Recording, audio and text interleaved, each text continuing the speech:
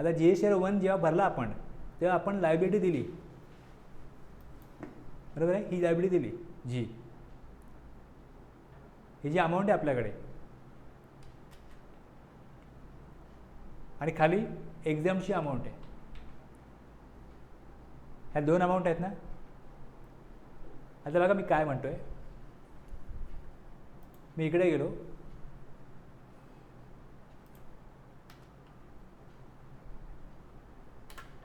One घेतला,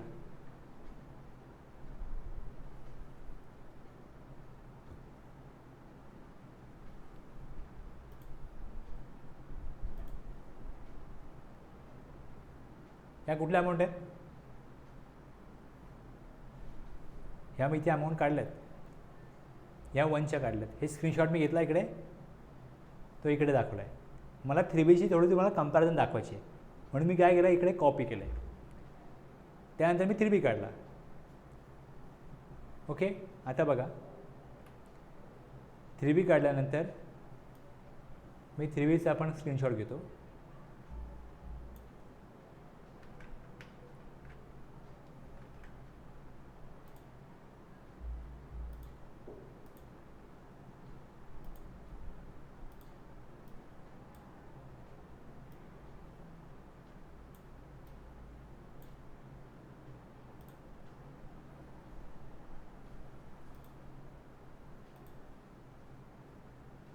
किती liability आहे, B2B मधली एक लायबिलिटी इकडे आहे. दुसरं ही B2C स्मॉल मधली ही लायबिलिटी आहे. त्यानंतर मग क्रेडिट नोट लेस करून अमाऊंट किती आली तेवढीच इकडे दिसते आहे ना. इथे बघा B2B इनवॉइसमध्ये 6,20,299.78 दाखवतो आहे ना,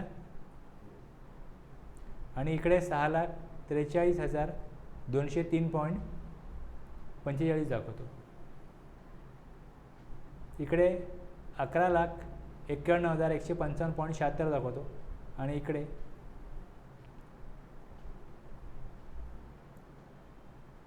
टोटल बघा किती आहे, टोटल अमाऊंट, आणि इथे पण बघा टोटल अमाऊंट.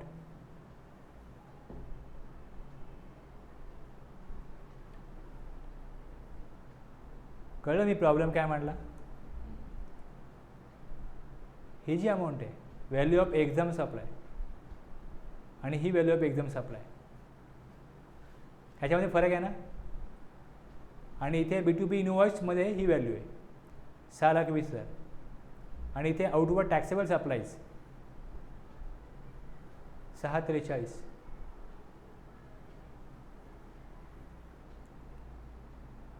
प्रॉब्लेम कळला तुम्हाला, का असा फरक होत असेल.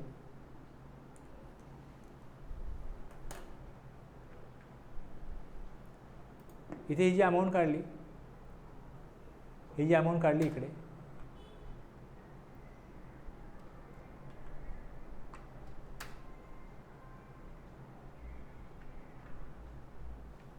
हे सगळे नील रेट आहेत, तर हे सगळे टॅक्सेबल आहेत. टॅक्स दिसतो ना खाली.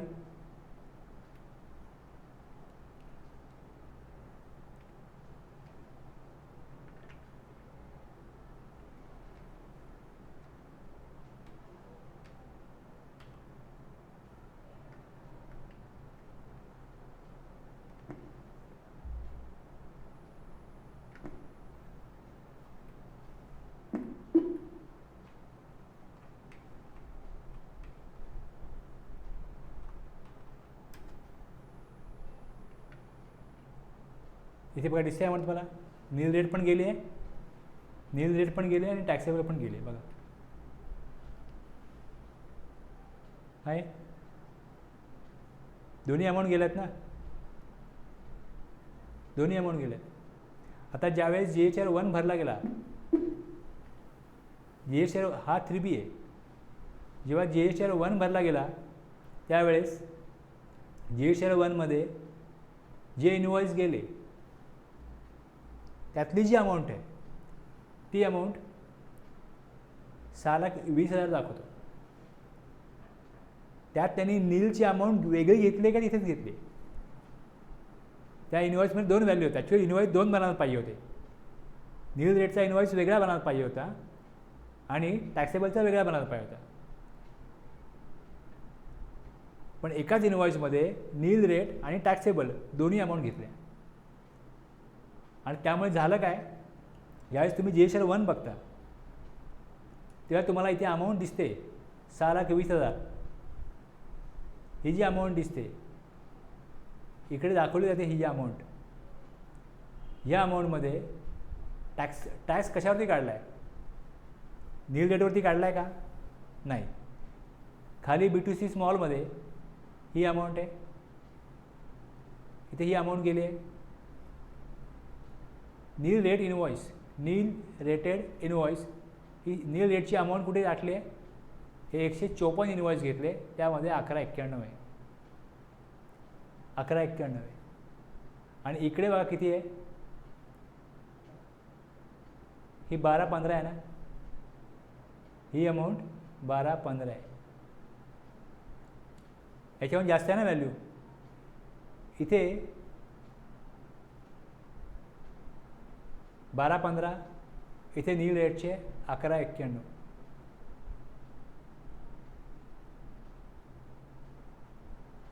हे 620 आणि हे 48. इथे B2B आणि B2C काय केलेत? वेगवेगळे दाखवलेत. पण इकडे तर तसं नाही ना. टॅक्सेबल व्हॅल्यू दाखवा, टॅक्सेबल व्हॅल्यू दाखवा. त्याच्यावर टॅक्स लागला आहे ना, तेवढीच व्हॅल्यू तिथे घेतली आहे. आणि त्याच्यावर टॅक्स लागलेला नाही आहे, ती सगळी अमाऊंट त्यांनी इकडे नील रेटमध्ये दाखवली.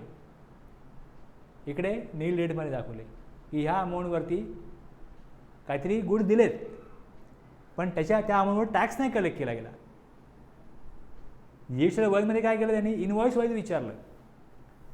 जे इनवॉइस आहेत B2B इनवॉइस, त्यात जेवढी व्हॅल्यू गेली तेवढी 620 आहे. दुसरं खाली B2C स्मॉल, हे इनवॉइस वाईज 14 इनवॉइस आहेत, त्यात जेवढी अमाऊंट आहे तेवढी इथे गेली. आता ह्याच्यामध्ये टॅक्सेबल सप्लाय पण आहे, नील रेट पण आहे, दोन्ही आहेत त्यामध्ये. ह्या दोन्हीमधनं आणि त्यातनं परत ही अमाऊंट पण लेस करायची आहे. ह्या तिघांमधनं टॅक्सेबल व्हॅल्यू इथे आणली. तुम्ही इथे बघाल तर ह्या अमाऊंटमध्ये तुम्हाला क्रेडिट नोट मायनस केलेले आहेत, क्रेडिट नोट मायनस केलं त्यामध्ये. मग इथे B2B B2C ची टॅक्सेबल व्हॅल्यू आणि त्याच्या क्रेडिट नोटची टॅक्सेबल व्हॅल्यू लेस करून टॅक्सेबल व्हॅल्यूची अमाऊंट किती आहे तेवढी दिसणार. आणि मग टॅक्स किती येतो? टॅक्स दोन्हीकडे सेमच येईल. GSL1ला पण टॅक्स तेवढाच कलेक्ट केला आहे आणि 3Bला पण टॅक्स तेवढाच कलेक्ट केला आहे, पण टॅक्सेबल व्हॅल्यू बदलते. ज्याच्यावर टॅक्स लावला गेला तेवढीच अमाऊंट इकडे आहे 3Bमध्ये, आणि ज्याच्यावरती नील रेट टॅक्स आहे ती खाली गेली 1215. आणि इथे काय केलं होतं? GSL1ला तुम्हाला इनवॉइस वाईज टाकलं होतं. मग या इनवॉइसमध्ये जेवढी अमाऊंट आहे, नील रेट पण असो टॅक्सेबल पण असो, सगळ्या अमाऊंटची टोटल पण तिकडे दिसते. पण टॅली काय करतो? दाखवताना तुम्हाला वेगवेगळ्या करून दाखवतो. त्यामुळे तुम्हाला टॅलीमध्ये काय होईल, अशा प्रकारे दिसेल. तो वेगळ्या करून दाखवतो, पण टॅक्स तेवढाच दाखवतो. जर तुमच्याकडे नील रेट नसेल तर तुम्हाला हे कन्फ्युजन येणारच नाही. तुमच्याकडे फक्त टॅक्सेबल प्रॉडक्ट असेल तर तुम्हाला हे कन्फ्युजन होणारच नाही. मी मुद्दाम कॉम्प्लिकेटेड प्रॉब्लेम घेतला, समजलं ना काय? आता हे जे काय आपण तिथे टाकलं आहे त्याप्रमाणे त्यांनी काय केलं?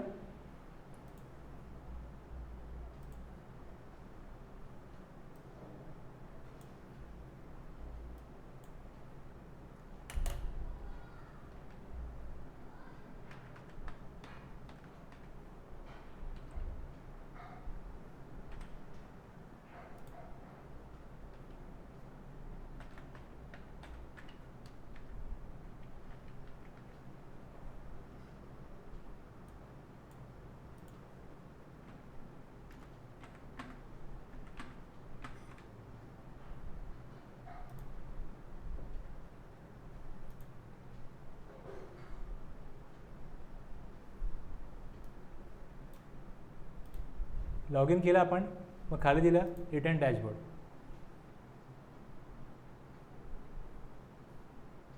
जर मी इथे क्लिक केलं डॅशबोर्डला तर ही स्क्रीन दाखवते. इथे काय कळतं, ही अमाऊंट जी आहे ही आपल्या क्रेडिट लेअरला जमा आहे, ही अमाऊंट कॅश लेअरला जमा आहे, लायबिलिटी 0 आहे. ठीक आहे. आता मी इथनं फाईल रिटर्नला क्लिक केलं,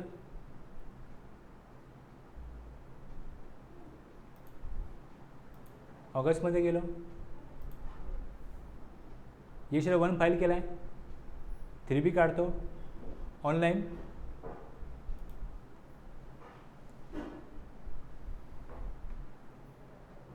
तुम्ही आउटवर्ड सप्लाय केला आहे, इनवर्ड सप्लाय केला आहे, तुम्हाला काय लायबिलिटी भरायला आहे तर तुम्ही नील रिटर्न येस म्हणू शकत नाही, नोच म्हणाल. कुठला इनवर्ड सप्लाय नाही, आउटवर्ड सप्लाय नाही, कुठलीही लायबिलिटी नाही तर नील रिटर्न येस. इथे नो म्हणायला लागेल. नेक्स्ट. आता आतमध्ये बघा तुम्हाला काय दाखवत आहे, लक्ष द्या काय आतमध्ये दिलं आहे. System generated summary of GSR 3B. त्यांनी काय जनरेट केलं, 3.1 3.2 लायबिलिटी ही GSR 1 मध्ये येईल. बघा काय म्हणतो मी, हा बॉस काय सांगतो, GSR 1 फाईल केलं आहे, समरी स्टेटस येस.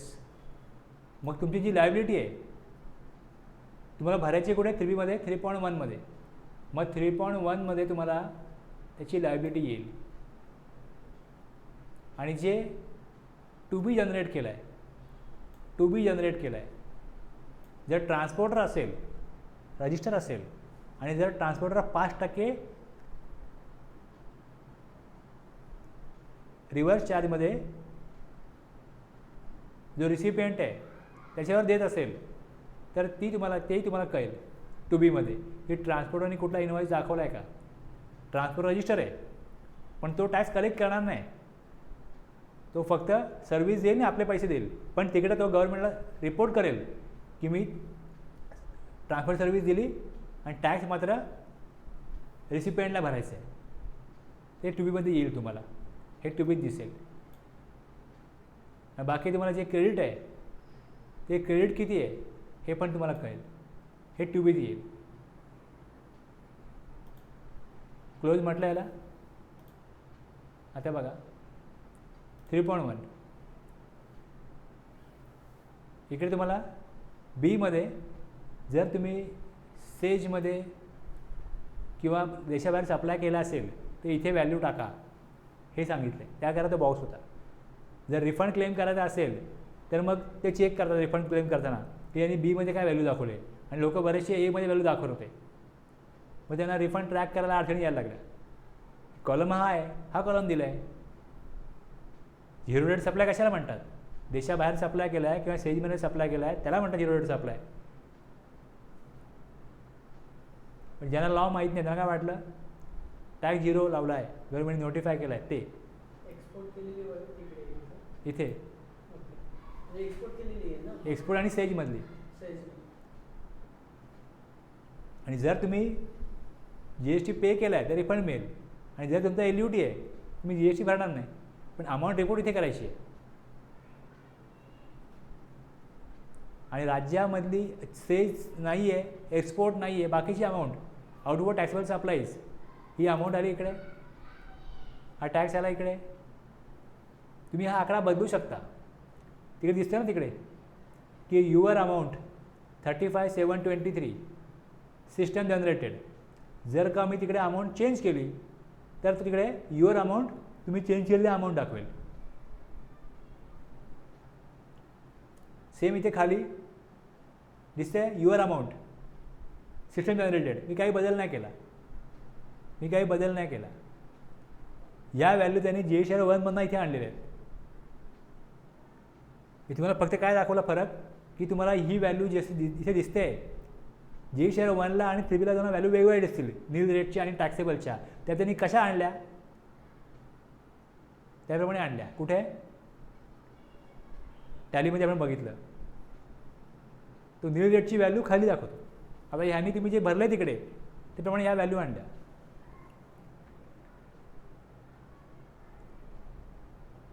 हे बघा, हे ॲक्युरेट आहे त्यांचं टॅलीमधलं. पण तुम्ही तिकडे जे कॉलम भरले त्या कॉलमप्रमाणे त्यांनी त्या व्हॅल्यू दाखवल्या. नील रेट एक्झाम्पलमध्ये किती अमाऊंट गेली ती दाखवली. आउटवर्ड सप्लाईजमध्ये किती अमाऊंट आहे, 667. प्रॉब्लेम कधी होतो की तुम्हाला इकडे आणि तुमच्या टॅलीमध्ये फरक जाणवतो.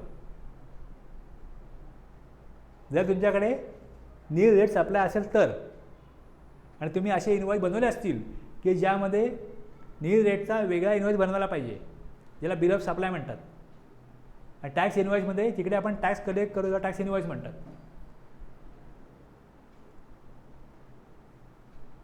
त्यांनी रजिस्टर पर्सनला सप्लाय केला तर हे करायला लागतं.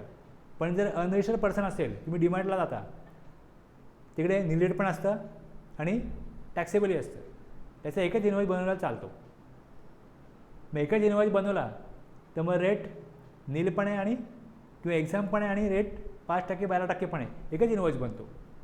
मग त्याप्रमाणे व्हॅल्यू किती गेली टॅक्सेबल, किती रुपयाचा माल घेतला, टॅक्स किती लागला, एकूण व्हॅल्यू किती आहे ती इकडे आली. तुम्ही जी व्हॅल्यू टाकली एकूण ती किती आली, ती आली इकडे. नील रेटला तेव्हाच जाईल नीलच्या कॉलममध्ये जेव्हा तुम्ही असा इनवॉइस बनवला आहे यात तुम्ही टॅक्स नाही कलेक्ट केला. त्यामुळे नीलमधली व्हॅल्यू आहे ती आली इकडे. दिसते ही 119155. ओके, ही जी व्हॅल्यू होती तीच तिकडे आली. पण इथे तसं होत नाही. टॅलीच्या जेच्या 3Bमध्ये तो ज्याच्यावर नील रेट टाकला त्या खाली दाखवतो. तुम्हाला मी प्रॉब्लेम डिफाईन मी करू शकलो आहे का, तुम्हाला कळला आहे का प्रॉब्लेम? आकाश मी काय बोलतो समजतं आहे का? तुम्ही जेव्हा इकडे हे 1191 वेगळे दाखवलेत इकडे, तेच इकडे तुम्हाला 1191 दिसत आहेत. पण तुमच्या इनवॉइसमध्ये या B2B इनवॉइस तुम्ही टाकलं आहे ह्याच्यामध्ये पण नील रेटचे आयटम गेलेले आहेत. तुम्हाला मी दोन इनवॉइस काढून दाखवले तसे इनवॉइस आहेत. इथे काय केलं त्यांनी, त्या नील रेटची ह्याच्यामधली व्हॅल्यू जी होती नील रेटवाली ती इथे खाली ॲड केली या 12-15मध्ये. अमाऊंट वाढली, ही 1191ची अमाऊंट 12-15 झाली. त्यांचं लॉजिक काय, आता हे प्रोग्रामिंग ह्याने असं केलं आहे. पण जे GST पोर्टलचं प्रोग्रामिंग आहे त्यांनी काय केलं, नील रेटची अमाऊंट जर तुम्ही टॅक्सवर इनवॉइस टाकला 4A त्याचा इनवॉइसची एवढी अमाऊंट आहे ती सगळी इथे टाकून दिली. टॅक्स चोरी होत नाही किंवा काहीच होत नाही. पण त्यांनी काय लॉजिक लावलं तेच असं लॉजिक आहे. आणि ह्यांचं काय लॉजिक आहे, ह्याच्यावर टॅक्स लागत नाही ना ती नील रेटला. त्यामुळे होतं काय, पोर्टल जाणं ह्यांचं जॉईंट मॅच होत नाही. आपण काय बोलतो, टॅली कोणाचं आहे, प्रायव्हेट कंपनीचं आहे. पोर्टल कोणाचं आहे, गव्हर्नमेंटचं आहे. त्यांना असं हवं आहे ना, घ्या असं. काय करणार ना आपण, जोपर्यंत हे देत होते ऑटोमॅटिक तोपर्यंत आम्ही तिकडच्या टाकत होतो तिकडे टॅलीमधलेच. नील रेट वेगळे, टॅक्सेबल वेगळे. वरती हेडिंग काय, आउटवर्ड टॅक्सेबल सप्लाईज, त्याच्यावर टॅक्स लागला तेवढी अमाऊंट वर किती आहे तुमची द्या, ती अमाऊंट वेगळी दाखवत होतो. आता त्यांनी काय केलं, ह्याने पोर्टलनी त्या तिथल्या अमाऊंट उचलला इथे टाकल्या. यात नील रेटची अमाऊंट पण इन्क्लूड आहे ना. आणि जे मी नील रेट 8व्या कॉलममध्ये दिले आहे तीच व्हॅल्यू फक्त सीमध्ये आली. त्यामुळे तुमच्या टॅलीमधलं आणि इथलं मॅच होत नाही. टॅक्स मॅच होणारच आहे, टॅक्सचा काय प्रॉब्लेम नाही आहे. फक्त टॅक्सेबल व्हॅल्यूचाच फक्त जो मुद्दा आहे तिथनं येणारी व्हॅल्यू आणि आपली टॅलीतली व्हॅल्यू टोटल मॅच होईल. टोटलचा प्रश्न नाही ना काय. पण इंडिव्हिज्युअल त्या कॉलममध्ये किती द्यायला पाहिजे. इन्फोसिसला वाटलं, त्यांच्या प्रोग्रामरला वाटलं असं करावं, त्यांनी त्याप्रमाणे केलं. टॅलीच्या प्रोग्रामरला वाटलं की टॅक्सेबल दाखवा, आउटवर्ड दाखवा, आपलं नील रेट दाखवा, त्यांनी वेगळी दाखवली. कळलं ना? बस आता मी याला फार अजून स्ट्रेच नाही करत, कन्फर्म. मग चौथा कॉलम आहे इलिजिबल ITC 4 नंबरला 40,038. आता इथेच बघा 3B किती अमाऊंट आहे ITCची?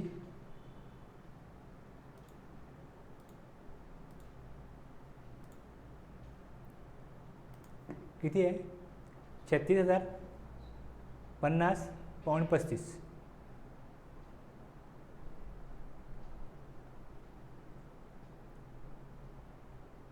ते त्या महिन्यातले आहेत, त्या महिन्यातले आहेत. त्यामध्ये जे रेकॉर्ड झालेत ना हे ऑगस्ट महिन्यातले आहेत. हा जो माझा ITC आहे हा ह्या महिन्यातला आहे. जे इनवॉइस रेकॉर्ड केलेत ते आहेत. आता हे इनवॉइस रेकॉर्ड केल्यानंतर माझ्याकडे डेटा काय येतो? ऑगस्टमध्ये ह्यांनी एवढी अमाऊंट दाखवली. खाली इथे क्रेडिट नोट होत्या बघा. आता थोडं बघा, थोडा जरा फोकस करा.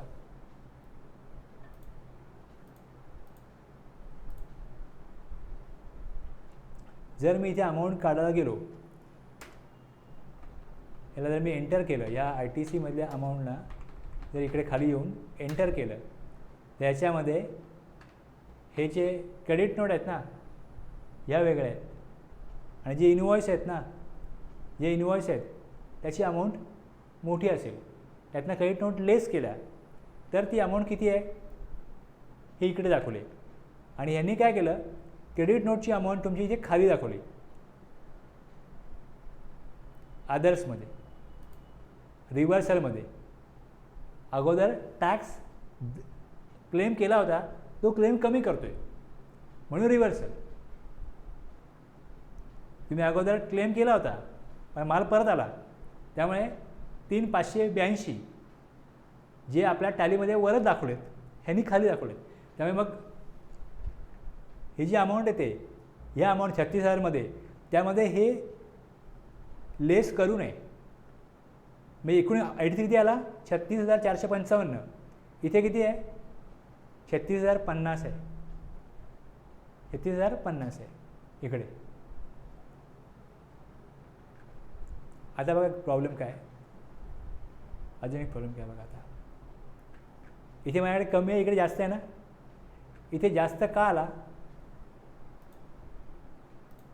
आता हे वर्किंग बघा थोडं. या वर्किंगमध्ये ऑगस्टमध्ये माझ्याकडे जे इनवॉइस सप्लायचे आहेत त्यामध्ये एक अमाऊंट येते 39,632. डेबिट नोट लेस केले तर अमाऊंट येते 36,050. आता ऑगस्टमध्ये अनयुटिलाइज ITC ऑफ ऑगस्ट 471चा एक ITC होता, त्यांनी रिटर्न फाईल केलं नाही किंवा ते 11 तारखेनंतर केलं. असे 471 आहेत. मग इकडे मी ह्याचं वर्किंग केलं. हे बघा, हे सगळं इनवॉइस घेतले. काय इनवॉइस आहेत, कुठले कुठले आहेत, त्यातले किती, याच्यामध्ये काय पेंडिंगचं कॉलम आला, पेंडिंग ऑफ जून अगोदर ते इनवॉइस दाखवले नव्हते, त्यांनी ते ऑगस्टमध्ये दाखवले. माझ्याकडे एप्रिल, मे, जून, जुलैचे काही इनवॉइस आहेत, त्या सप्लायरनी रिटर्न वेळेत नाही केला किंवा केला नाही, तर मी तो पेंडिंग ठेवला होता त्या महिन्यात. मग असं मला बघायला लागतं की माझा अगोदरचा पेंडिंग होता का.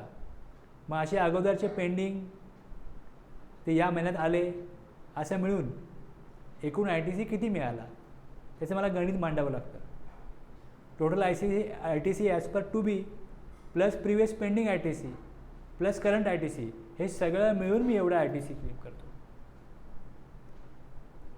त्यांचा आकडा आणि माझा आकडा मॅच होणार नाही टॅलीतला, कारण टॅलीमध्ये आपण जे इनवॉइस टाकलेत ते आहेत.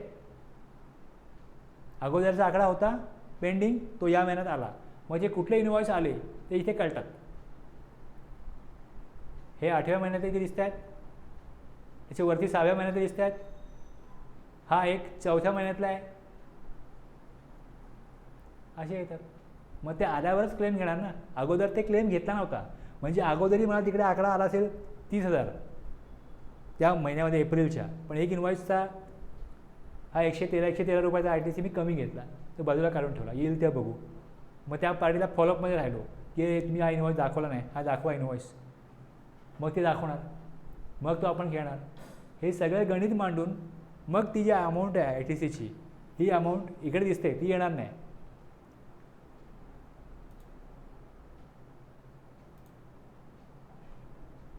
अशा प्रकारे मग इथे ही जी अमाऊंट आहे, इथे बघा अमाऊंट बदलली आहे, युअर अमाऊंट वेगळी आहे, सिस्टम जनरेटेड वेगळी आहे, सिस्टम कम्प्युटेड वेगळी आहे. ही अमाऊंट तुम्हाला प्रत्येक वेळेस बदलायला लागेल धाडस करून. तुमचं गणित आहे त्याप्रमाणे तुम्हाला करायची आहे.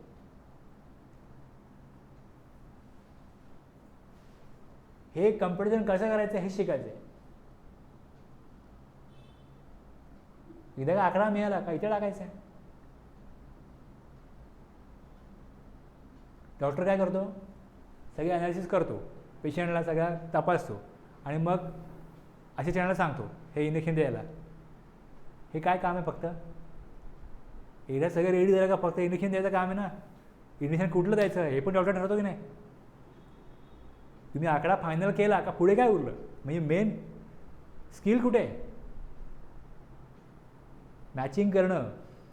अगोदरचे आकडे राहिलेले ते कसे घ्यायचे, आत्ताचे कुठले घ्यायचे, कुठले राहिले बाजूला काढायचे, त्याच्या अकाउंटिंग एंट्री कशा करायच्या. कारण तुम्हाला कळलं पण पाहिजे तुमच्या अकाउंटिंगमध्ये की आपलं जूनचं पेंडिंग आहे, मला कधी काढायला कळलं पाहिजे. हा एप्रिलचा पेंडिंग आहे, हा जूनचा पेंडिंग आहे. मी या महिन्याच्या आता मी काय करतो आहे, ऑगस्ट करतो आहे. ऑगस्टमधला किती RTC पेंडिंग राहिला माझा, आणि अगोदरचा जो पेंडिंग होता तो मी कुठला युटिलाइज करू शकतो या महिन्यात. हे सगळं गणित मांडलं, हे सगळं गणित मांडलं या एक्सेलला. हे सगळं मी इकडे हे सगळं चेक केलं, त्यानंतर मग हे गणित मांडलं की आता किती आला, लेस डेबिट नोट. मग इथे लेस अनयुटिलाइज ऑगस्ट, युटिलायझेबल RTC इन ऑगस्ट, हा टू बीमध्ये अमाऊंट आली, लेस डेबिट नोट. एक इन्व्हॉइस होता, तो इन्व्हॉइस माझ्याकडे वेगळा आहे आणि सप्लायरनी अमाऊंट वेगळीच दाखवली, त्यामुळे मला फरक आला एवढा. आता माझ्याकडे जेवढा इन्व्हॉइस आहे तोच माझा आहे, त्याप्रमाणे मी अमाऊंटमधला फरक जो आहे त्याने जास्त दाखवला, तो लेस केला किंवा तो ॲड केला, ॲड डिफरन्स. जी अमाऊंट आहे ती ॲड लेस करून मग फायनली मी एका अमाऊंटपर्यंत पोचलो. ही अमाऊंट एवढी आहे, प्लस इथे बघा हे किती आहेत, 1,57,000. आता हा तुमचा या महिन्याचा RTC आहे, हा या महिन्याचा RTC आहे. 1,57,000 अगोदरचे आहेत, म्हणजे क्रेडिट लेजरला 1,94 जातील, 1,94 जातील. एक कंपनी आहे, त्यांना त्यांच्या एम्प्लॉईजला पगार द्यायचा आहे, बरोबर आहे. किती पगार द्यायचा आहे, 2 लाख, बरोबर आहे. मग ते बघा बँक बॅलन्स किती आहे, 2 लाख पगार द्यायचा आहे, बँक बॅलन्स किती आहे, बँक बॅलन्स 20,000 आहे. मग त्या 20,000मध्ये 2 लाखाचा पगार कसा होईल, मग कोणाचे पैसे यायचे आहेत का. मग ते कुठल्या तरी वेगळ्या त्यांच्या कस्टमरला फोन करतात 4-5 जणांना, किंवा पेमेंट करा, आम्हाला पेमेंट करायचं आहे. मग इकडून तिकडून पैसे आले अकाउंटला, 3 लाख जमा झाले. तसे आता इकडे आत्ता किती मिळाले, 36. अगोदरचा बॅलन्स किती आहे, 1,57,000, 1,94 जमा झाले. या 1,94मधनं द्यायची किती गव्हर्नमेंटला, देणं किती आहे गव्हर्नमेंटला, तुम्हाला कळतं आहे ना. जर एखाद्या कंपनीला एम्प्लॉईचा पगार द्यायचा असेल, त्याची डेट जवळ येते पगाराची, ते काय करतात, डेटर्सना आपल्या कस्टमरना बायांना म्हणतात तुमचं क्रेडिट लिमिट संपलं आहे, पेमेंट करा. आणि ती पेमेंट जी आहे ती शक्यतो मंथ एंडपर्यंत आपल्याला पैसे येतील आपल्या अकाउंटला, हे बघते ना कुठली पण कंपनी. 1 तारखेला पगार द्यायचा आहे. तसंच तुमच्याकडे जमा किती आहेत, या महिन्याची 36, अगोदरची 57, 1,94 जमा. या 1,94मधनं लायबिलिटी ऑफ ऑगस्ट किती आहे, लायबिलिटी ऑफ ऑगस्ट किती आहे, 35,723, बरोबर आहे. आणि मग त्यातनं हे सगळं ॲड लेस करून फायनली बॅलन्स हा होईल. तो वरती 1,57 आहे, तो आता 1,58,475 होईल. हे सगळं प्रोसेस जी आहे ना ही करायला आम्हाला 2-3 तास लागतात. टूबीतनं डाउनलोड करा, ते एक्सेलला घ्या, मग अगोदरचं बघा, हे सगळं करा, त्याचं अकाउंटिंग एंट्री करा, मग ह्या प्रकारे हे सगळं बघून ह्या टेबलला मांडा, त्याच्या अकाउंटिंग एंट्री करा, मग हे सगळं फायनली असं बनतं. हे सगळं बनतं. तर हे तुम्हाला शिकायला पाहिजे. हे शिकणं हे स्किल आहे. रिटर्न भरण्यामध्ये काही नाही आहे. सगळ्यांना काय वाटतं रिटर्न भरला म्हणजे सगळं रिटर्न भरणाऱ्या लोकांना काही कळत नसतं. त्यांना फक्त प्रोसेस करता येते. हे सगळं करता आलं पाहिजे. उद्या तुम्ही जो आकडा फायनल केला आहे तो तुम्ही कसा काढला, गव्हर्नमेंटने जर का त्यावरती ऑब्जेक्शन घेतलं, तुमच्याकडे सगळं रेडी पाहिजे की आमच्याकडे हे इन्व्हॉइस होते, हा सेक्शन आहे, हा रूल आहे, त्याप्रमाणे आम्हाला एवढा ITC इलिजिबल आहे, आम्ही हा घेऊ शकतो, आमचा अधिकार आहे कायद्याप्रमाणे, तो घेतला आहे आम्ही. हे तुम्ही कधी बोलू शकता जेव्हा तुम्हाला ॲक्ट माहिती आहे, प्रोव्हिजन माहिती आहे, रूल माहिती आहे आणि त्याप्रमाणे तुम्ही सगळं गणित मांडले. समजलं ना? आता हे सगळे आकडे भरल्यानंतर हा आकडा आपण तिकडनं आलेला आहे त्यानेच दिलेला आहे आणि हा जो आहे इकडचा हा आपण चेंज केला. युअर अमाऊंट तुम्ही कॅल्क्युलेट केल्याप्रमाणे. आणि जर हा आकडा मी मोठा टाकला तो रेट दाखवतो. किंवा मागच्या वेळेला मी 5,000 कमी घेतले होते आणि मी ते 5,000 टाकले तो मग रेट दाखवेल. कमी केले तर दाखवत नाही, जास्त केले तर रेट दाखवतो. तुम्ही टाकताय, तुम्ही जबाबदार आहात. You will be answerable. बाकी दुसरं काय नाही. एरर नाही आहे, तो एरर नाही आहे, अलर्ट आहे. तुम्ही त्याला पहिले वॉर्निंग म्हणू शकता किंवा तुम्हाला तो वॉर्न करतोय, तुम्ही टाकताय तुमची जबाबदारीवरती, बस ओके. हे सगळं भरलं मी. हे सगळं भरल्यानंतर तर पुढे काय करायचं मला, हे सेव्ह करायचं. ह्या व्हॅल्यू सेव्ह केल्या. प्रोसीड टू पेमेंट करायचं. वरती काय आलं, कॅश लेजर बॅलन्स. कॅशला किती बॅलन्स आहे हा दाखवतो. तुमचा कॅशचा बॅलन्स दाखवेल तो. पुढे क्रेडिटचा बॅलन्स बघा किती आला. आता क्रेडिटचा बॅलन्स किती आला, 194,199 आला ना इकडे. बस जे गणित मांडलं त्याप्रमाणे बघा. त्यामध्ये आकडा, क्रेडिटचा आकडा टाकणं हे काही स्किल नव्हतं. जो तुम्ही आकडा टाकाल तो तुम्हाला प्रूव्ह करायचा आहे की तुम्ही आकडा कसा घेतला.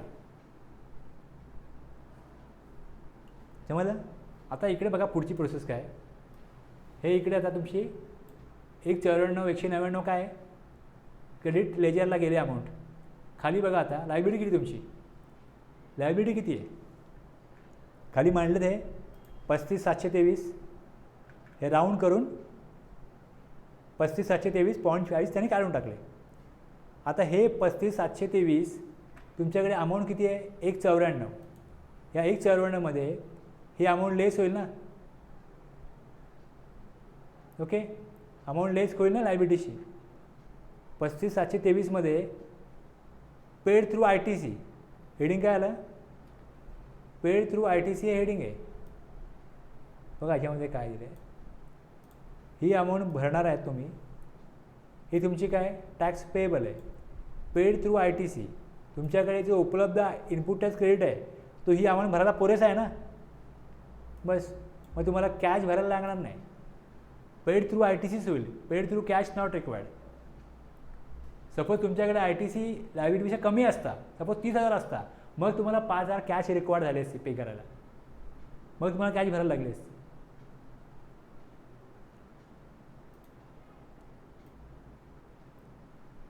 बघा इथे ॲडिशनल कॅश रिक्वायर्ड कॉलममध्ये काही दाखवत नाही, 0, कारण सफिशियंट क्रेडिट बॅलन्स आहे. जर का बॅलन्स कमी असता मला इथे क्रेडिट चलन करायला लागलं असतं. मी मग चलन समोर आलं असतं, अमाऊंट टाकली असती, CGST किती, HGST किती, आणि मी अमाऊंट पे केल्यानंतर कॅश लेजरला समोर अमाऊंट जमा झाली असती. आत्ता जी अमाऊंट टाकली आपण, आत्ता इथे अमाऊंट टाकली आपण, ही लायबिलिटीमध्ये रेकॉर्ड होईल या महिन्याच्या. तुमच्याकडे लायबिलिटी क्रेडिट साईडला येते. गव्हर्नमेंटच्या लेजरला त्यांना पैसे मिळणार आहेत ना, त्यांच्या डेबिटला जाईल. तुमच्याकडे जे तुमचं ॲसेट आहे क्रेडिट तुमच्या बॅलन्स शीटला कुठे असेल, असेटला असेल. कॅश, क्रेडिट, बँक बॅलन्स हे कुठे असतात, डेबिटला, असेटला. बॅलन्स डेबिट असतो त्याचा. मग तेवढी अमाऊंट डेबिटमधणार तेवढी अमाऊंट तुमची तिकडे क्रेडिट होईल. तुम्ही दिली ना अमाऊंट तिकडे, त्यांना मिळाली, तशी तुमचं क्रेडिट तुम्ही वापरतायत ती त्यांना तुम्हाला द्यायला लागेल. तुमच्या लायबिलिटीच्या अगेन्स्ट त्यांना ती द्यायला लागेल. तुमची डेबिट आहे तिकडे क्रेडिट होते. तुमच्याकडे जे क्रेडिट आहे तिकडे डेबिट होईल गव्हर्नमेंटच्या अकाउंटला. म्हणजे तुमच्या लायबिलिटी रजिस्टरला, तुमच्या क्रेडिट रजिस्टरला तुमच्याकडे जो इफेक्ट आहे त्याचा रिव्हर्स इफेक्ट तिकडे येतो. तुमच्याकडे लायबिलिटी काय आहे, क्रेडिट, तिकडे डेबिट होईल. तुमच्याकडे क्रेडिट काय, डेबिट, तिथे क्रेडिट होईल. बघा आता मेक पेमेंट. आता मी याला मेक म्हटलं पेमेंट, आता तो विचारेल, वॉर्निंग देईल, काय चुकत नाही आपलं, सांगेल warning, you are about to agree to credit claim and utilization. तुम्ही तिकडे क्रेडिट क्लेम करताय की हे क्रेडिट माझं आहे, क्लेम करताय, आणि ते क्रेडिट तुम्ही तुमच्या लायबिलिटीच्या अगेन्स्ट युटिलाइज करताय. तेवढा तुमचा क्रेडिट बॅलन्स कमी होईल, रिड्यूस होईल, तुमची लायबिलिटी पण रिड्यूस होईल. लायबिलिटी तुम्ही काय करताय, पे ऑफ करताय थ्रू क्रेडिट. मग क्रेडिट पण कमी होईल ना, आणि लायबिलिटी पण तुमची काय होईल, कमी होईल. तेच सांगितलं आहे, you are about to agree to credit claim and utilisation as indicated. Relevant amount will be deducted from electronic cash असल्यास cash ledger and credit ledger, and accordingly liability will be reduced. Also amount of credit claim will be credited to electronic credit ledger. तुमच्या डेबिटला आहे ना, तुमच्याकडे credit तुमच्या डेबिटला आहे, तिकडे ते क्रेडिट होईल. Once these entries are made, this cannot be reversed. एकदा का तुम्ही आता यस म्हटलं का तुम्हाला मग परत माघार घेता येणार नाही. आता पाऊल तुमचं पुढे जाईल, मागे येऊ शकत नाही तुम्ही. आता एकदा येस म्हटलं का, are you sure you want to continue, yes or no. सगळं बरोबर आहे आपलं, सगळं आपण चेक केलं आहे. आता आपण याला येस म्हणणार. Offset successful. ओके. आता त्यांनी जे सांगितलं प्रोसीड टू फाईल आहे इकडे, हे आता मला करायचं आहे. ह्याला मी क्लिक केली किंवा मी इथे बॅकला गेलो, बघा आता डॅशबोर्डला गेलो, फाईल नाही केलं मी अजून, फाईल नाही केलं. बॅलन्स बघा आता 158 476 झाला. आता इथे बघा सर्व्हिसेसला, लेजरला liability register, liability return related liability,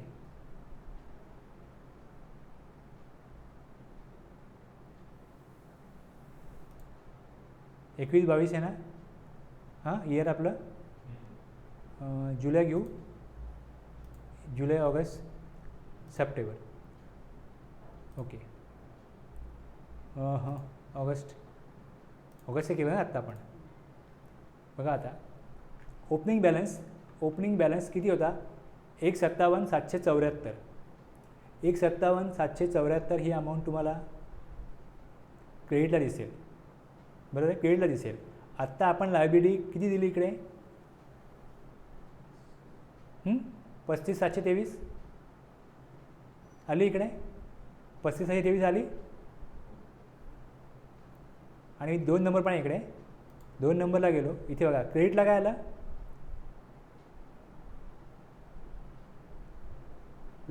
ledger use for discharging liability, credit लेजरमधनं ही अमाऊंट पे केली गेली. जर कॅश असेल तर कॅश पण आलं असतं. लायबिलिटी किती रेकॉर्ड केली ते दिसतं.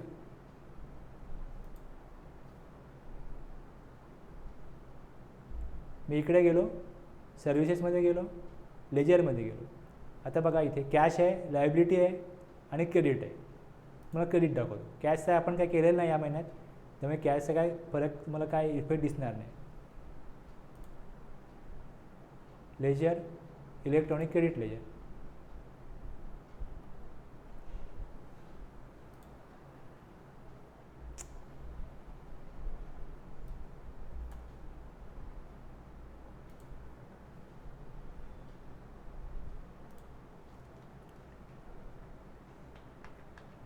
मला टफ जात आहे का समजायला, अवघड जात आहे का? हां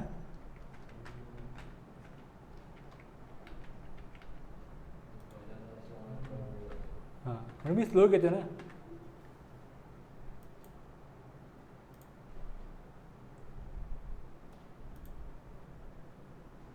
आता कसं झालं आहे, सगळीकडे कॅमेरे लावलेले असतात. आपण आपलं काम करत असतो, माहीत नाही कुठल्या कॅमेऱ्याने आपल्याला कॅच केलं आहे. तुम्ही इथे जे काम करताय हे सगळं इथे रेकॉर्ड होतं आहे. मी तुम्हाला फक्त तो कॅमेरा दाखवतो आहे की बघा इथे रेकॉर्ड झालं आहे. हे तुम्ही जे टाकलं समोर फिनिश, तुम्ही OTP घेतला, काम संपलं. हे कोणाला माहिती, जे लोक काम करतात त्यांना माहिती पण नाही इकडे काय होतं. त्यांना काम दिलं, हे इनवॉइस घ्या, हे रेकॉर्ड करा, एंट्री करा, इथे टाका, OTP घ्या, फोन करा त्या माणसाला, त्याचा GC नंबर आहे, त्याला OTP द्यायला, टाका, संपलं काम. क्युरी येईल ते बघू. हे कुठल्या बेसवरती काय करतात त्यांना त्यांना माहिती. पण असं काम चाललं आहे. आता आपण काय बघतो आहे की रेकॉर्ड कुठे झालं, रेकॉर्ड कुठे झालं मी तुम्हाला दाखवतो आहे. मग इथे आपण गेलो सर्व्हिसेसमध्ये, सर्व्हिसेसमध्ये लेजरमध्ये गेलो. आता आपण क्रेडिट लेजरला क्लिक केली तर तुम्हाला इलेक्ट्रॉनिक क्रेडिट लेजर दिसतो. इकडे बॅलन्स दिसतो सप्टेंबरचा.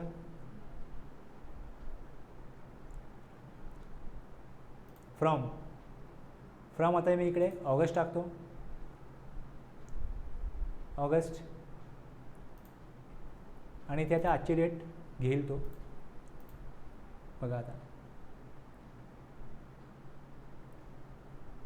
ओपनिंग बॅलन्स किती होता आपला एक्सेलला, 1,57,744. 1,57,744 हा बघा बॅलन्स आहे ना. याच्यामध्ये आपण किती जमा केले, 36,455. फायनली किती अमाऊंट जमा केली, 36,455. मग किती अमाऊंट झाली, 1,94,199 झाली अमाऊंट. आणि त्यातनं तुम्ही लायबिलिटी किती पे केली, 35,723. मग आता बॅलन्स किती आहे, हा बॅलन्स राहणार नाही. आता बॅलन्स किती आला, 1,58,476. हे तर कळलं आहे, सोपं आहे ना कळायला. आता मी इथे आलो डॅशबोर्डला, आता मी हे सगळं गणित मांडलं आणि मग त्यांनी मला समोर इकडे इमेज दिली. मग ही इमेज मी काय करतो, ही इमेज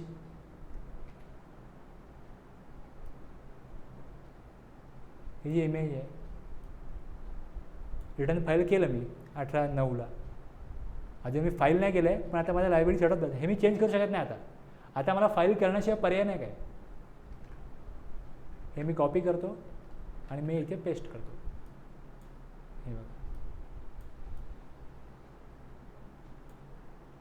हे अगोदरचं होतं.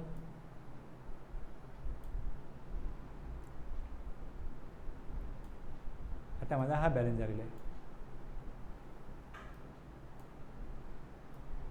ओके,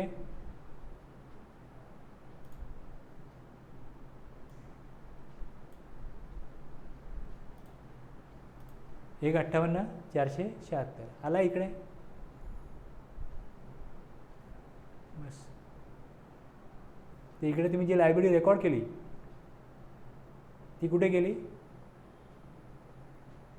सर्व्हिसेसमध्ये, लेजरमध्ये, लायब्ररी रजिस्टरमध्ये. जेव्हा इथे आपल्याकडे लायब्ररी होती, आपल्याकडे क्रेडिट बॅलन्स येईल ना,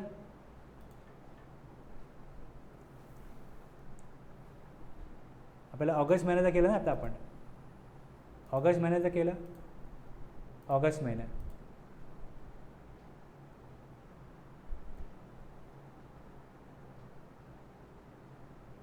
डेबिट झाली बॅलन्स इकडे, क्रेडिट यायला डेबिट झाले.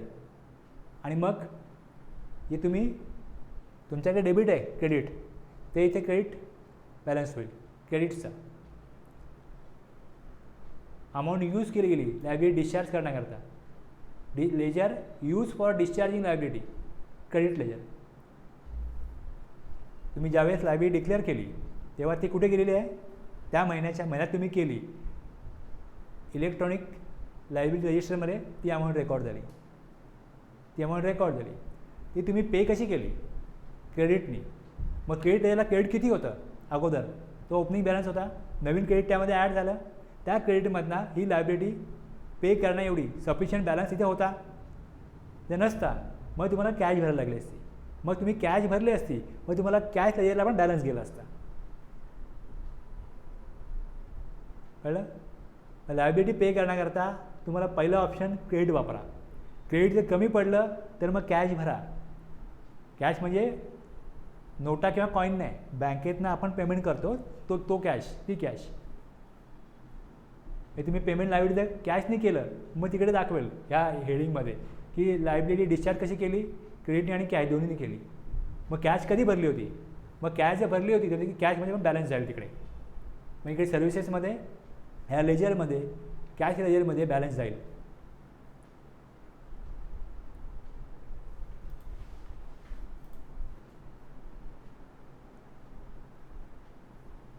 Electronic cash ledger.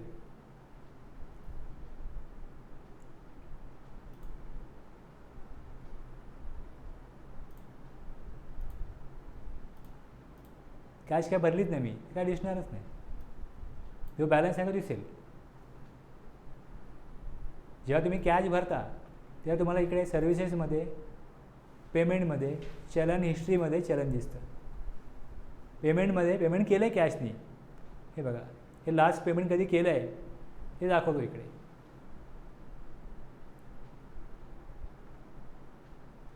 एक दिवस लेट फायलिंग केलं होतं त्यामुळे काय इकडे फाईन लागली, बस त्याकरता चलन बनवायला लागलं. मग इकडे चलन जेव्हा बनवतो तेव्हा इकडे अमाऊंट बघा, फीज आहे, लेट फीज 25 50 रुपये भरलेले आहेत. आणि ह्या चलनामध्ये काय काय माहिती आहे, CPIN, CIN आहे,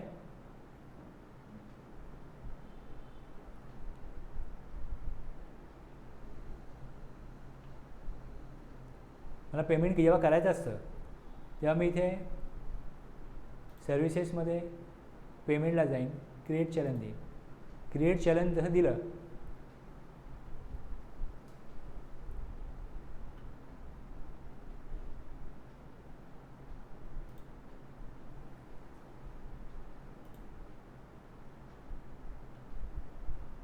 हे बघा आलं. इथे अमाऊंट टाकायची असते. ई पेमेंट करणार, NEFT करणार, कुठल्या बँकेतनं करणार, बँक येईल.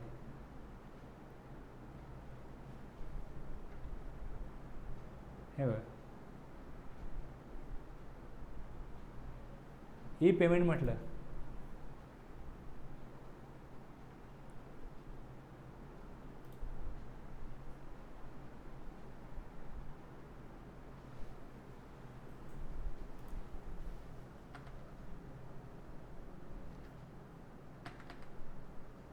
महाराष्ट्र GST दिसतं ना खाली,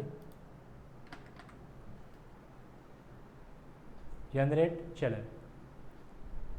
मग पुढे बँक विचारेल. आलं लक्षात. मग जर तुम्ही ही पेमेंट कराल, बँकेत जाईल, ऑनलाईन तुम्ही पेमेंट कराल किंवा NEFT कराल, मग NEFT करायचं असेल तुम्हाला तर मग हे तुम्हाला याचं प्रिंट काढायला लागते. प्रिंट काढून बँकेत द्यायला लागतं. मग बँक जसं प्रोसेस करेल सांगेल तसं करायला लागतं. कुठली बँक चेक घेते, कुठली बँक असंच घेते, जे काय असेल ते तुम्हाला करायला लागेल. मग ते केल्यानंतर तुमच्याकडे इकडे अमाऊंट जशी जमा होईल ती इकडे कॅश लेजरला जमा होईल. मग इकडे अमाऊंट येईल. आपण जसं म्हणतो ना की जे CTP किंवा NRTPला पहिले ॲडव्हान्स पैसे भरायला लागतात. ॲडव्हान्स पैसे कुठे भरतात ते बँकेत भरत आपला GST नंबर वापरून. मग त्यांच्या कॅश लेजरला ती अमाऊंट दिसते. त्यांना वाटलं की आपली लायबिलिटी CGST 10,000 असणार आहे, AGST 10,000 असणार आहे, ते 20,000 जमा करतील.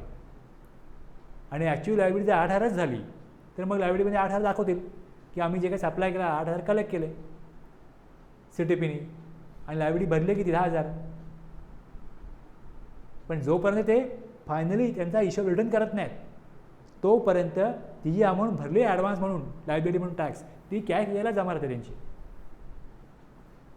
आणि जर तुमच्याकडे समजा तुम्ही कॅश भरली आणि जर तुम्हाला त्या कॅशमधनं रिफंड पाहिजे तर तुम्ही रिफंड घेऊ शकता. क्रेडिटला रिफंड घेण्याचे काय मर्यादा आहेत, सगळ्या क्रेडिटचा रिफंड घेता येत नाही. जर मी एक्सपोर्ट केला असेल आणि त्याचा काय इनपुट वापरला आहे त्याचं क्रेडिट मला मिळतं, किंवा माझ्या इनपुटचा टॅक्स रेट 18% आहे आणि आउटवर्डचा 12% आहे, त्यामुळे काही जे अमाऊंट जमा राहते क्रेडिटला तर ती रिफंड घेता येते.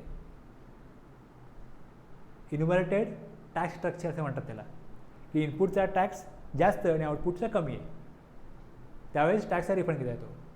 स्टेजमध्ये किंवा देशाबाहेर सप्लाय केला, एक्सपोर्ट केला तर रिफंड घेता येतो. बाकीच्या केसमध्ये क्रेडिटचा रिफंड घेता येत नाही, क्रेडिटला रिफंड मिळत नाही, कॅशचा रिफंड मिळतो. पण त्याला काहीतरी अमाऊंट 1,000च्या वरती आसपास पाहिजे काहीतरी आहे. कॅश रिफंड घेता येते, त्याला कुठली बाकी कंडिशन नाही. कॅश तुम्ही 20,000 भरली आणि तुम्हाला 15,000 लागली, 5,000 पडून आहेत, तुम्ही रिफंड घेऊ शकता. त्याकरता जो फॉर्म आहे तो प्रोसेस करायचा तर रिफंड होईल तुमच्या बँकेच्या अकाउंटला. त्यामुळे जे नुसते रिटर्न भरायचे आहेत काय नाही आहे, त्याच्या मागचं गणित समजून घेणं, त्याचं आपण जे काय करतो आहे त्याच्या प्रोव्हिजन काय आहेत, रूल काय हे समजून घेणं, हेच तुम्हाला रिटर्न फाईल शिकणं आहे. अदरवाईज तुम्हाला रिटर्न फाईलची प्रोसेस कशी करायची तुम्हाला याचे शेकडो व्हिडिओ यूट्यूबवर मिळतील. कुठे काय भरायचं आणि काय करायचं. GST 1ला तर काय नाहीच आहे. तुम्ही टॅलीचा GST 1 कसा भरावा तुम्हाला व्हिडिओ मिळतील जे याच्यामध्ये यूट्यूबला, तिकडे जा आणि बघा टॅलीतनं कसं केलं, टॅली प्राईममधनं कसं केलं तुम्हाला हे पण मिळतील. तिकडे कुठलं गणित मांडायचं नाही आहे. तुम्ही जे टॅलीमध्ये काम केलेलं आहे, जे इनवॉइस आहेत त्याच्यावरती जो टॅक्स आहे B2B B2C नील रेट त्याच्या कॉलममध्ये आपोआप जाईल, तिथे काही नाही करायचं आहे. पण आता जर का मी तुम्हाला बघितलं जे का मी गणित मांडलं इकडे टूबीत माझ्या काय आलं, टूबीत काय आलं, माझ्याकडे टॅलीमध्ये काय एंट्री होत्या त्याच्या कुठल्या एंट्री टूबीमध्ये आलेल्या आहेत, कुठल्या आलेल्या नाही आहेत, कुठल्या अगोदरच्या आल्या, त्याचं मी अकाउंटिंग कसं केलं हे कौशल्य, हे स्किल आहे. तुमचं अकाउंटिंग बेस तुम्ही क्लिअर कराल की इथे आपल्याकडे डेबिट आहे ते तिथे क्रेडिट होईल, जे आपल्याकडे इथे क्रेडिट आहे ते तिकडे डेबिट होईल. हे तुम्हाला कळलं, तुम्हाला रिटर्न कळलं, तुम्हाला सगळं कळलं.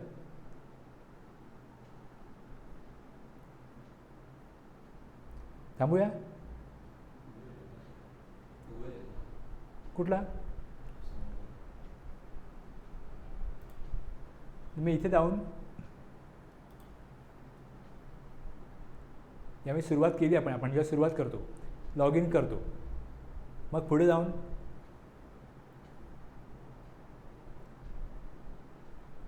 पिरियड सिलेक्ट करतो. पिरियड सिलेक्ट केल्यानंतर हा टूबी जो आहे हे मला फरक सांगितलं, टूबी आणि टूएतला फरक आहे. टूबीमध्ये मला अगोदरचे पण कळतात ना, अगोदरचे कुठे इन्व्हॉइस आलेत की नाही, मग मी टूए बघत नाही, आता मी टूबी बघतो. मग माझ्याकडे कुठला इन्व्हॉइस आला नसेल ना तो मी टूएत बघतो. की एखाद्याने लेट केला आहे का, मला कळतं की यांनी 14ला केलं आहे 15ला केलं आहे, मग त्याला कॉन्टॅक्ट करायची गरज नाही, तो पुढच्या मला क्रेडिट मिळणारच आहे. समजलं ना काय. माझा एखादा इन्व्हॉइस ऑगस्टचा आहे आणि त्यांनी लेट फाईल केलं तर इन्व्हॉइस आला आहे हे कळतं मला, पण त्याचा ITC मिळणार नाही मला, कारण त्यांनी 11 नंतर केलं आहे, 11 तारखेनंतर केलं आहे. मग टूबीमध्ये कुठले इन्व्हॉइस येतात की जे मागच्या महिन्यामध्ये 11 तारखेच्या पुढे फाईल केले ते, आणि या महिन्यात 11पर्यंत फाईल जे झालं आहे GST 1 ज्यांचा ते इन्व्हॉइस मला इथे दिसतात या B2Bमध्ये. हे ते इन्व्हॉइस आहेत. हा बघा आता हा 6व्या महिन्यातला आला आहे, हे 6व्या महिन्यातले आले, हे 4थ्या महिन्यातले जे लेट झाले होते किंवा ज्यांनी अगोदर टाकले नव्हते रिटर्न फाईल त्यांनी लेट केलं आहे, हे मला डेट वाईज सगळे मिळतात. इथे मला 10 दिसत आहेत, हे मी 50 केले. बघा आता सगळे एका पेजला आले. मी सगळे असे एका पेजला घेतो आणि याला डाउनलोड एक्सेल म्हणतो.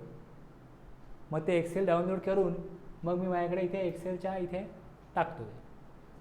हे टूबीतनं घेतो, दिसते ना टूबी, हे घेतले सगळे. आणि माझ्याकडे परचेसच्या ज्या एंट्री होत्या त्या GSTR 2 व्हाउचर रजिस्टर तिकडनं मी हे घेतले आणि मग मॅचिंग केलं, गणित मांडलं आणि मग ते गणित मांडल्यानंतर ते या प्रकारे मला किती आता व्हॅल्यू येणार आहे ऑगस्टमध्ये, की डेबिट नोट किती लेस होतील, मग किती ITC येईल, मग त्यामध्ये अजून काय अशा प्रकारच्या आपल्याकडे एक सप्लायरने आपला इन्व्हॉइस वेगळा दिला आहे, टॅक्स वेगळा दिला आहे, अपलोड वेगळा केला आहे. असंही काय असतं, छोटे मोठे आकडे बदलतात किंवा त्यांनी इन्व्हॉइस बरोबर दिलेला असतो, ह्यांनी रेकॉर्ड करताना चुकवलेला असतो. मग ते बघायला लागतं काय चुकलं का कुठे. आता एक इन्व्हॉइस ह्यात होता असा की जो ह्यांचा इन्व्हॉइस नाहीच आहे, सप्लायरने तो इन्व्हॉइस टाकून दिला. मी यांना विचारलं, ते म्हणतात आपल्याला आपण घेतलेलं नाही, हा माल आपण घेतलेला नाही, तिकडे दाखवतो आहे. त्यांना मी पेमेंट पण केलेलं नाही आणि हा मालही घेतलेला नाही, माझा इन्व्हॉइस नाही. आता त्यांच्या अकाउंटंटला काय समजत नाही, ते कुठले पण इन्व्हॉइस कोणाच्या नाव टाकतात. पहिली वेळ नाही म्हणतात, ही नेहमी होतं असं त्यांचं. म्हणजे आता एक इन्व्हॉइस बनवला आणि दुसरा एक कस्टमर आला, तो B2C आहे, पण B2C बनवण्याच्या ऐवजी काय करतात, त्याचंच नाव टाकून दिलं त्याच्यावरती. ते इन्व्हॉइस होता वेगळ्या माणसाचा, त्याच्या नावावर टाकून दिला. असं काय काय चालतं. ओके,